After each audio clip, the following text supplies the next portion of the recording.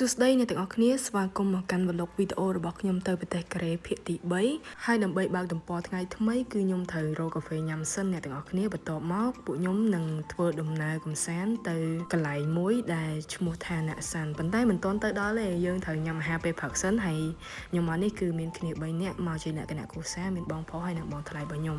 ហើយកន្លែងនេះក៏ជាកន្លែងសាច់អាំងមួយល្បីនៅទីក្រុងសេអ៊ូលផងដែរហើយចំពោះ location ខ្ញុំអត់ភ្លេចដាក់នៅ comment description ឲ្យអ្នកទាំងអស់គ្នាទេហើយចំពោះរសជាតិសាច់អាំងបើបន្ទាប់ជាមួយនឹងគីមជីទៀតគឺកាន់តែមានរសជាតិឆ្ងាញ់អ្នកទាំងអស់គ្នាបន្ទាប់ពីញ៉ាំអីហើយខ្ញុំក៏សម្រេចចិត្តធ្វើដំណើរបន្តទៀតទៅកន្លែងមួយដែលខ្ញុំបាននិយាយប្រាប់អ្នកទាំងអស់គ្នាកាលពីដើមវីដេអូគឺ Nasan Park កន្លែងនេះគឺជាឧទ្យានជាតិមួយប្រចាំប្រទេសកូរ៉េផងដែរហើយភាគច្រើនក៏គេយកកន្លែងនេះទៅថតខ្សែភាពយន្តជាច្រើនបើចំពោះទេសភាពនៅកន្លែងនេះវិញអ្នកទាំងអស់គ្នាគឺយើងអាចសម្លឹងមើលទីក្រុងសេអ៊ូលទាំងមូលហើយព័ទ្ធជុំវិញគឺសិតតែដើមឈើ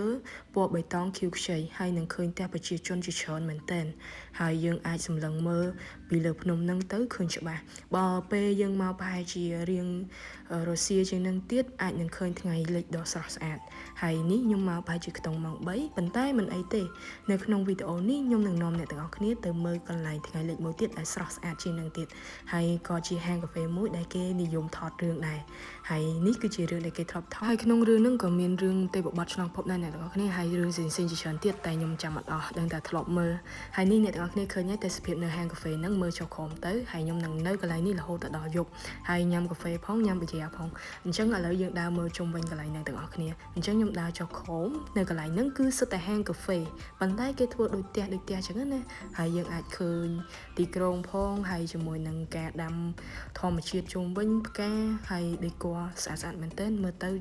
តាក់ទាញភ្នែកខ្ញុំហើយតាក់ទាញការថតរូបតែម្ដងអញ្ចឹងឥឡូវយើងកុំឲ្យខាតពេលយូរយើងចូលទៅកំងកាហ្វេជាមួយគ្នា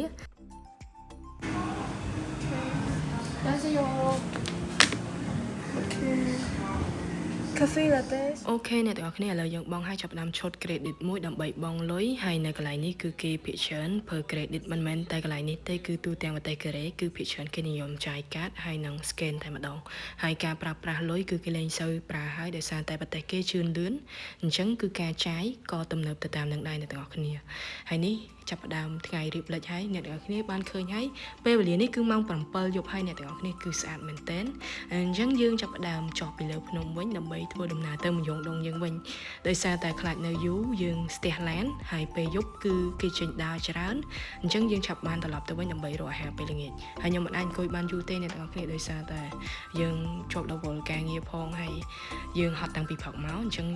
យើងឆ្លៀតមកវិញឲ្យបានឆាប់ដើម្បីចាប់បានសម្រាប់ហើយនេះគឺជាកន្លែងប្រយងដងដែលខ្ញុំតែងតែដើរនៅពេលរសៀលនៅពេលដែលចុងវីដេអូគឺខ្ញុំថតហើយកន្លែងនេះគឺគេលក់ស្ករ Squid Game ដែលយើងនិយមមើលរឿង Squid Game គឺស្គាល់ហើយចឹងបន្ទាប់ពីដើរមើលមកស្ទុះហើយខ្ញុំក៏ត្រឡប់មកបន្ទប់វិញហើយខ្ញុំនឹងថតបន្ទប់ខ្ញុំឲ្យអ្នកទាំងអស់គ្នាបានមើលក្បោះក្បាយជាវីដេអូមុនហើយនេះគឺជាម៉ាស៊ីនបោកកៅអៅនិងកន្លែងចម្អិនម្ហូបហើយឃើញថាបន្ទប់នេះគឺមិនធំទេអ្នកទាំងអស់គ្នាប៉ុន្តែតម្លៃក៏គួរសមដែរគឺមួយយប់$100ហើយទីតាំងនេះគឺចំមយងដងតែម្ដងគឺយើងងាយស្រួលចុះទៅញ៉ាំអីទិញអីពេលព្រឹកហើយម៉ាតនៅខាងក្រោមនឹងតែម្ដងអញ្ចឹងទីតាំងការស្នាក់នៅប្រទេសកូរ៉េតម្លៃស្ថិតនៅលើទីតាំងហើយទីតាំងមួយនេះគឺចំទីក្រុងសេអ៊ូលតែម្ដងអ្នកទាំងអស់គ្នាដូច្នេះធ្វើឲ្យតម្លៃខ្ពស់ទៅតាមនឹងដែរទោះបីទូចមែនក៏ដោយហើយពេលនេះយប់ជ្រៅហើយអ្នកទាំងអស់គ្នាខ្ញុំចាប់ផ្ដើមចូលគេងហើយខ្ញុំនឹងចេញភាគទី4ឆាប់នេះផងដែរហើយអរគុណបងប្អូនទាំងអស់គ្នាដែលតាមដានវីដេអូខ្ញុំតាំងពីដើមរហូតដល់ចប់សូមអរគុណ